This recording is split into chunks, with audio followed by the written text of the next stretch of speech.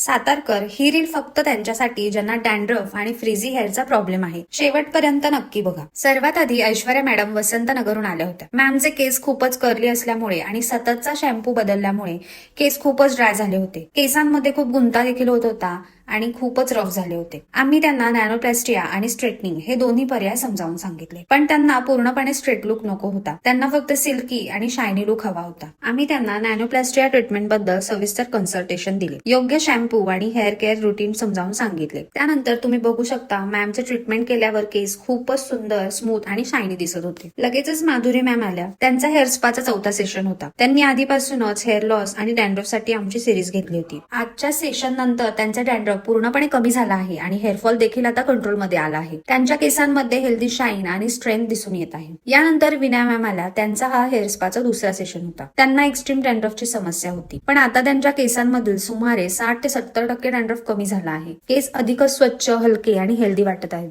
Smita ma'am आमची reel पाहून बॉम्बे रेस्टॉरंटून आल्या होत्या. मॅमने केसांना कलर केला होता, त्यामुळे केस खूपच ड्राय आणि डॅमेज झाले होते, कारण त्यात ब्लीचचा वापर जास्त केला गेला होता. त्यांना केसांमध्ये खूपच रफनेस आणि मॉइश्चर कमी झाल्याची तक्रार होती. आम्ही त्यांना हेअर स्पा सुचवला आणि ट्रीटमेंट नंतर त्यांच्या केसांमध्ये परत सॉफ्टनेस आणि मॉइश्चर आला. केस पुन्हा एकदा हेल्दी आणि मऊ झाले. शेवटी नीलम मॅडम विकासनगर मधून आल्या. त्यांचा हेअर टचअप होता, कारण त्यांना ग्रे हेअर्सची समस्या होती. आम्ही त्यांचा टचअप व्यवस्थित केला आणि त्यांच्या केसांना नैसर्गिक आणि फ्रेश लुक दिला. एकूणच आजचा दिवस खूपच यशस्वी ठरला. प्रत्येक क्लायंट त्यांच्या केसांमध्ये झालेल्या बदलामुळे आनंदी आणि समाधानी होता. आम्ही नेहमीप्रमाणे प्रत्येकाच्या केसांच्या प्रकारानुसार योग्य ट्रीटमेंट देण्यावर भर दिला आणि त्याचे उत्तम परिणाम पाहायला मिळाले.